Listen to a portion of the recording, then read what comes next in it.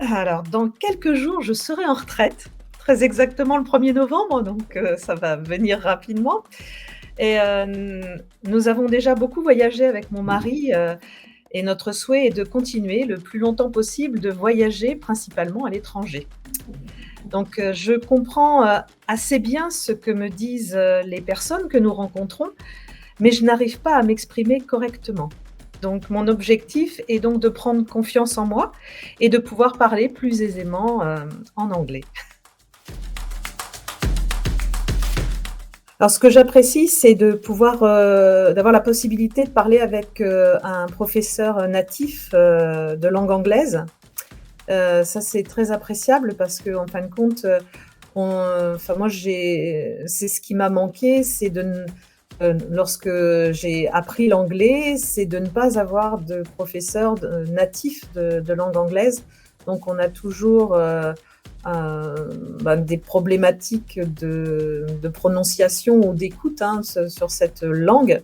Je suis d'une génération où on était plutôt, sur des versions et des thèmes, hein, un peu comme les langues, mortes, et malheureusement on communiquait peu, enfin en tout cas on avait peu l'occasion de parler. Donc c'est un peu ça qui me manquait.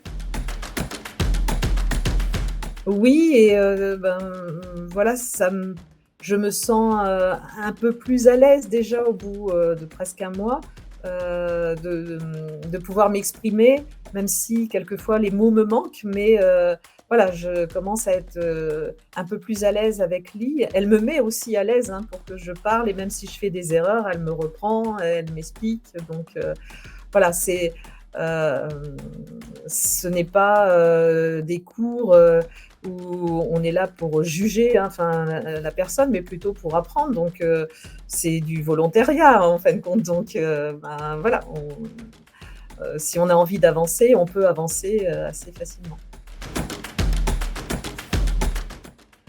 Mon mot, anglais préféré, c'est amazing.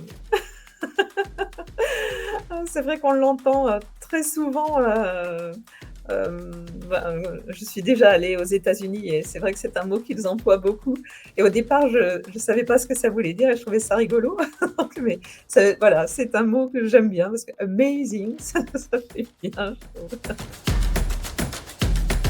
Alors, je dirais que ça, c'est pas un mot, mais c'est tous les mots qui commencent par H et qui sont difficiles pour moi. Alors lui, il m'a fait faire un exercice pour bien prononcer le H de début de mot en me faisant faire, Harry, Hans, Hans, Heavy, Harry, Has et c'est vrai que c'est les H, c'est un peu compliqué, surtout pour nous Français, je trouve.